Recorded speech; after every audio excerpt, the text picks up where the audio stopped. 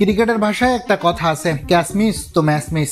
বাংলাদেশ আর Ireland নারী দলের আজকের এই ম্যাচ দেখে এই কথা থেকে আমার বিশ্বাস উঠে গেছে। ভিডিওটি সম্পূর্ণ দেখলে আপনারা উঠে যেতে পারে এই বিশ্বাস। প্রিয় দর্শক, আপনি জেনে চমকে উঠবেন যে আয়ারল্যান্ড নারী দল বাংলাদেশ ব্যাটারদের প্রায় 11টি ক্যাচ ছেড়ে দিয়েছে, যেখানে পরপর 2 বলে 2টা। তবে আরো আশ্চর্যের ব্যাপার হলো এই ম্যাচে বাংলাদেশ নারী দল হেরে গেছে। উল্লেখ্য যে প্রথম টি-20তে আগে ব্যাট করতে নেমে নির্ধারিত ওভার শেষে 5 উইকেট হারিয়ে বাংলাদেশকে 169 রানের লক্ষ্য দেয় আইরিশ নারী দল। দলের হয়ে সর্বোচ্চ 79 রান করে অপরাজিত থাকেন লেহ পল। সেই জবাবে ব্যাট করতে নেমে দুর্দান্ত শুরু বাংলাদেশের 2 ওপেনার দিলারা আক্তার আর সুবাহানার। তাদের জুটি থেকে আসে রেকর্ড 100 রান। আসবেও না কেন, এই 2 ব্যাটারের 11টি ক্যাচ ফেলে দিয়েছে আইরিশ নারীরা। তবে এই 2 ব্যাটার আউট হলে দ্রুত গতিতে উইকেট হারাতে থাকে বাংলাদেশ নারী দল। যেখানে বিনা উইকেটে 100, সেখানে 152 রানে 5 উইকেট হারিয়ে ফেলে বাংলাদেশ নারী দল। তাই তো শেষ ওভারে 18 রানের বিপরীতে বাংলাদেশ নিতে পারে কেবল 3 রান। ফলে প্রথম ম্যাচে 13 রানে জিতে